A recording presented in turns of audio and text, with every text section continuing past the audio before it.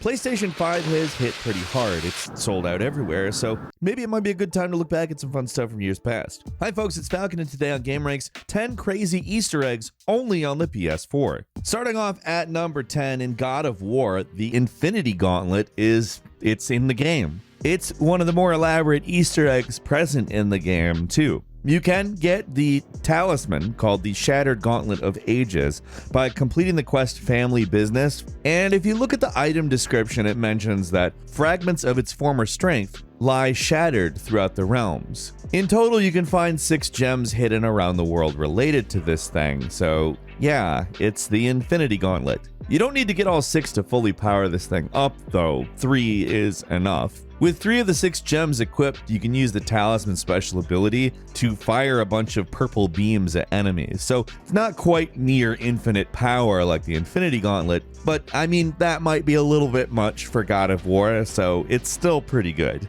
At number 9, in Bloodborne, okay, so this is a little bit hard to explain. In Bloodborne, you can go into these randomized dungeons called chalice dungeons. Like, there's the ones that most players go through which aren't actually fully randomized, and there are ones you can put in certain codes which will generate a dungeon for you. Being a From Software game, many assume there'd be some weird secrets hidden in these random dungeons, and yeah, there are. Nothing totally mind-blowing, but I mean, there is some weird stuff to be found. Probably the most bizarre is this creature that only appears like incredibly rarely in random dungeons. It's called the Labyrinth Mole, which is a silly name in my opinion, and certainly does not sound very intimidating. And the reason for that is because this thing is kind of not intimidating. Like, it is disgusting though, which kind of makes up for its low aggression. Probably the grossest thing is when its head switches from its front to its back when you try to attack it from behind. Like, there's a special animation for it and everything. It's this fully modeled and entirely unique monster that most players will never see.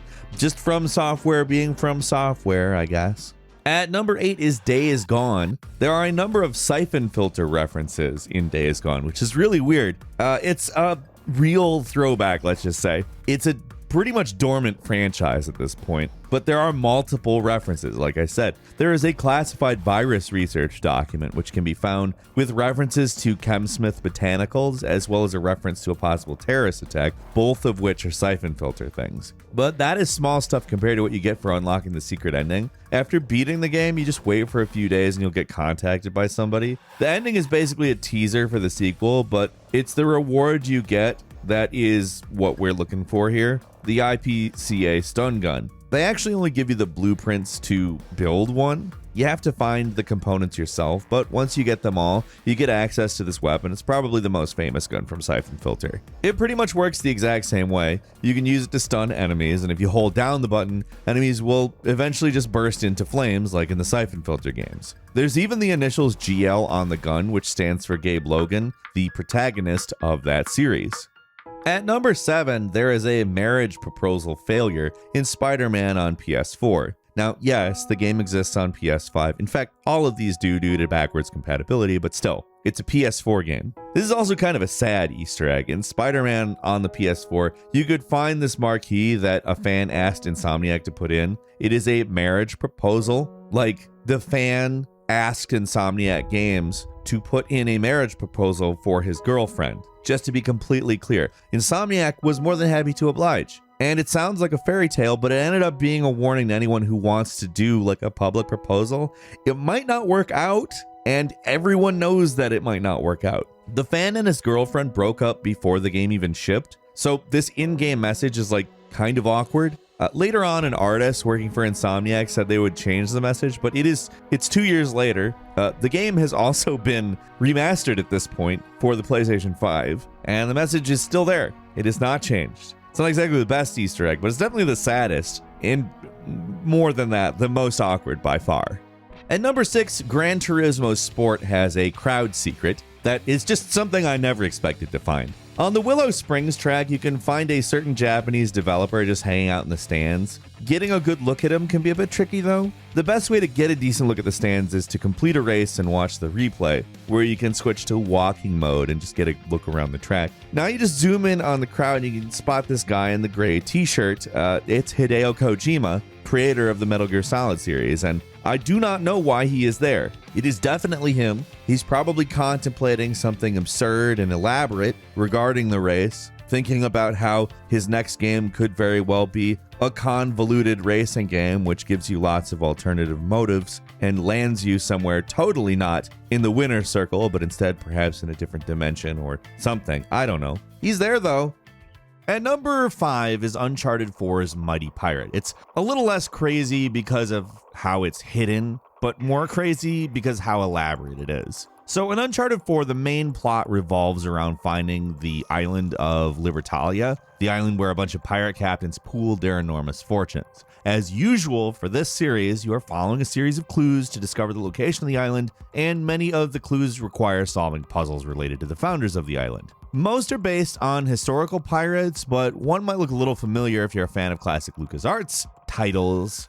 The guy with the monkey as his sigil. His name is scratched out, but the beard and blue coat give it away. It's Guybrush Threepwood, mighty pirate from the Monkey Island series of adventure games. You remember those? Well, if you don't remember those, it's pretty self-explanatory. His sigil's a monkey. What's funny is that he keeps popping up, though. You see his corpse later on. It's pretty rare you see a joke reference like this so deeply connected in a game's story, so it's pretty cool that Naughty Dog went all in on this one.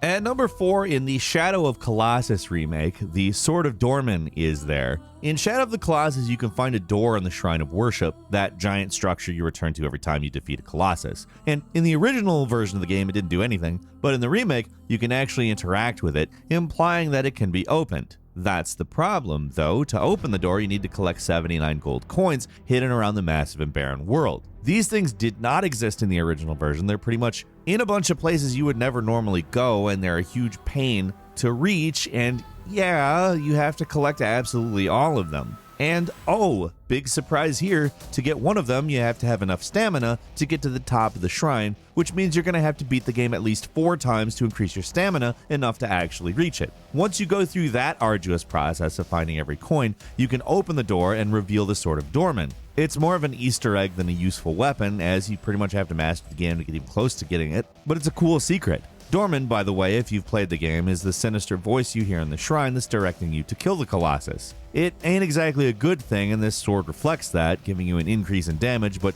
lowering your health regeneration. At number 3 is Ratchet and Clank Dan Johnson, which is a strange one. In every Ratchet and Clank game, there's some kind of reference to a certain Insomniac artist named Dan Johnson. His first Insomniac appearance was in Spyro 2 on the PS1, but this most recent one happened in Ratchet & Clank, the remake for the PS4. You can get a mask with his head on it in the extras menu. Like, you find a snowman called the Snow Dan on this small island on the planet Batalia, and he appears as an action figure in the Insomniac Museum. Why does he keep popping up? Well, he was one of the original 2 artists at Insomniac, and the other artist would sneak his face into the games they worked on as a joke, and it just kind of stuck after that. Sadly, he died back in 2006, so some of these references aren't here to be strange, they're acting as kind of a memorial. At number 2 is origami references in Ghost of Tsushima, which is a pretty Easter egg light game. That is, until you manage to finish it. After the credits, you'll find yourself a home that's apparently Jin's new base of operations. All of his stuff is around, but the really noteworthy thing here is his table with all the folded papers on it. I'm guessing you're recognizing some of this stuff already. The origami is references to other PlayStation franchises, like from left to right, there's a car from Gran Turismo, a tall neck from Horizon Zero Dawn, Deacon's motorcycle from Days Gone, Ratchet's head from Ratchet & Clank, a Colossus from Shadow of the Colossus, Kratos' axe from God of War, a guitar from Last of Us 2, and the PlayStation London Studio logo, a Kojima Productions logo, a paintbrush from Concrete Genie, a baseball bat from MLB The Show, and the little pointer dude from Dreams. There are a few other Easter eggs, but we thought that they really kind of went all out on this little table here.